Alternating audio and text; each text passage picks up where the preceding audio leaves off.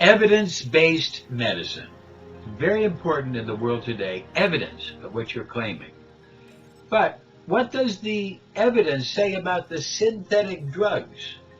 Well, we're going to discuss that. But before we do, let's talk about evidence-based medicine. Let's talk about some other important issues, like getting licensed, getting an international biofeedback license. It's very important that we learn about license. You've been accused of practicing medicine without a license. It's a very grave charge, son. Is a home a clinic, sir? If you are admitting patients and treating them, physical location is irrelevant. Yes, sir. Will you define treatment for me? Practicing medicine without a license is a crime, and it's a crime of either diagnosing a disease without a license to diagnose or treating a disease without a license to treat. Now, you can't deceive people, but if you have an international license in biofeedback, since biofeedback is not regulated in any state in America and most of the world, the international license in biofeedback will protect you as it has protected Bill Cunningham for many, many years. You can become an international licensed biofeedback therapist, but you need to be very careful on the wording and take the license program so that you know what to say and what not to say. It's the care of a patient seeking medical attention. Have you been treating patients, Mr. Adams? Well, sir, I live with several people. They come and go as they please. I offer them whatever help I can. To protect yourself, you need to have a contract with your patient, with your client, to make sure that they understand that you are not a medical doctor. You're not diagnosing their disease or treating their disease. But you do have evidence, and it is important that you now be able to get your fingers on evidence and understand what evidence is. Now let's discuss evidence more, evidence-based research. We need to be able to understand. It's very important. What is it? Why does it matter? Of course it matters.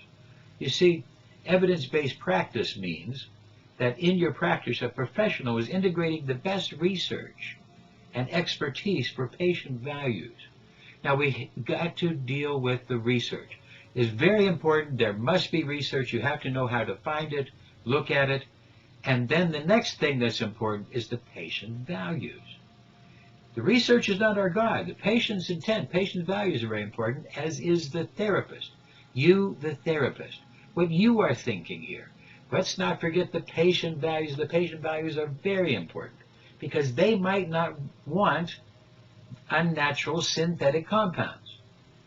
You see, they might be a little bit smarter than that, and they might want something more natural, but there still is a need for evidence. We must find the evidence.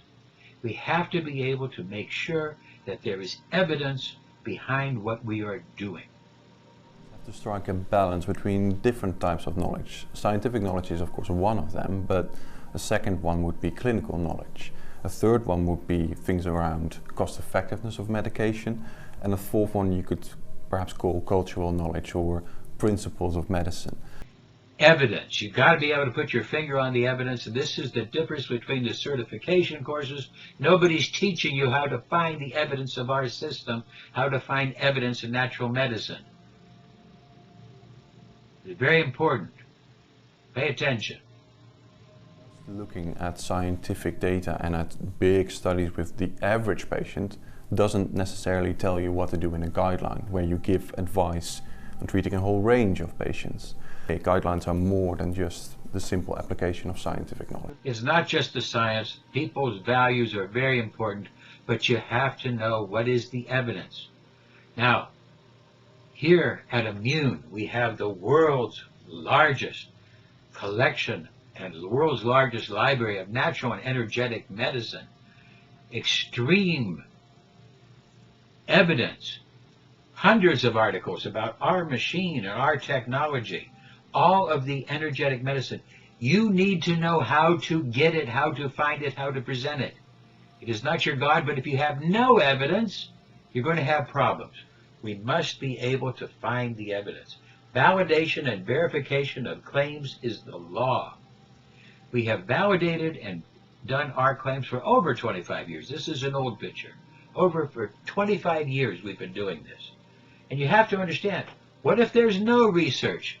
Most of the time, if there's no research behind what people are doing, it's probably fraud. People who are making claims need to put their money where their mouth is and do some research to establish safety and efficacy. Safety paramount. Safety and efficacy, very, very much important. And if you have a difficult time, you need to get to the World Health Products Rating Service, WHOOPers, so that we can help to tell you about what device is okay, that has presented good research, validated, verified. And how else would you know that the Mandalay system is completely fraudulent? Without doubt, the Mandalay system is completely fraudulent. Here's a copy of an FDA recall that's being worked on. If you become a licensed therapist, you'll learn about finding evidence and how important that is. But people also need a different type of evidence. Yes, we need to do studies. Yes, we need to do double blinds. Yes, we need to publish this data, peer-reviewed journals. But also, there are new ideas of what we can do in the way of generating evidence. When we look at how we conduct medicine now and what evidence-based medicine does right now, in terms of statistics and randomized control trials are king, right? So that's the objective, that's the real thing. Where we minimize bias and we take the healthcare professional out of the equation. Now, isn't that amazing that in the kind of academic world and in the research world, we're really doing all our best to take the observer out of the equation, and we do our best to take the individual and the healthcare professional out of the equation, whilst actually the patient is exactly looking for that. So this is kind of a world completely wrong side. Patients are networking to us because they want to feel better. They want to find happiness. They want to diminish their symptoms, but they want to be healthy. They want to grow.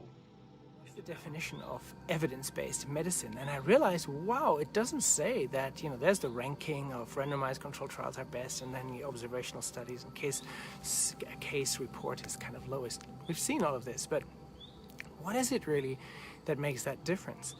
And it seems to me that randomized controlled trials meet scientific standards, but they kind of miss the patient's interest. So I wonder, when looking at that definition of evidence-based medicine, we can actually and should actually include and do these things with the interest of the individual patient in mind. So having the individual patient in mind now, they look for, connection, and that's what we look for. So there's this discrepancy between evidence-based medicine and what we actually experience as clinicians at the bedside. Transference is inevitable, sir. Every human being has an impact on another. Why don't we want that in a patient-doctor relationship? That's why I've listened to your teachings, and I believe they're wrong. A doctor's mission should be not just to prevent death, but also to improve the quality of life. That's what. Yeah, it's becoming more and more obvious. We need evidence, but by putting this evidence as God and then taking the individual care out, the healing, the compassion, the happiness, by taking this stuff out of the medical and putting it all into research, we're losing touch with the patient. We need evidence, but not at the compromise of losing compassion. I wonder if there's time to expand the concept of evidence-based medicine to actually come back to the point of including the individual's needs. So if you like, patient-required outcome measurements rather than kind of scientifically meaningful outcome development measurements. You treat a disease, you win, you lose. You treat a person, I guarantee you'll win. No matter. Here's a proposal. I would like to see an evidence-based medicine that starts with a patient and with a healthcare professional patient encounter that is really intense, that is very deep, where there's a like the healthcare professional is immersing themselves in the experience of being with the patient, listening very deeply into what is it actually that the patient is looking for, what is it actually that the patient is needed, and from there, from whatever that intuition is, from whatever that insight is that is derived from this moment, let's then go back and consider what did we learn and what can we derive and what are the kind of studies that are needed to help us understand this insight that emerged from this resonant moment. So here's a proposal, see what you think. Stories are not verification. They're nice, they're cute, but they're not real verification. Testimonials are not validation. Yes, they're nice, they're cute, but they're not complete validation. Why don't you get an immune license? Why don't you learn about these things? Learn about evidence. Get an immune license, you'll be able to be grandfathered in if things happen where you need that license in the future. Get one of these nice little cards to work with. And become professional. Learn about evidence, learn about new styles of evidence. Learn about the new ideas of the immune research, and then recognize the questions. Here they come. Answer the question. I'll answer the question. You want answers? I think I'm entitled to. You want answers? I want the truth! You can't handle the truth. The truth is, you do need to get a license. The truth is, your patients want you to understand the research. They also need your compassion in your healing. We want you to become competently trained professionals. We need to get you over the hump and recognize that your patients deserve your compassion, your intelligence, your professionalism, and your dedication. So get a license and become real. Let's raise the bar of our industry. Get the license. Get educated. Get together. Get real. Get the license. This is where it starts to get real.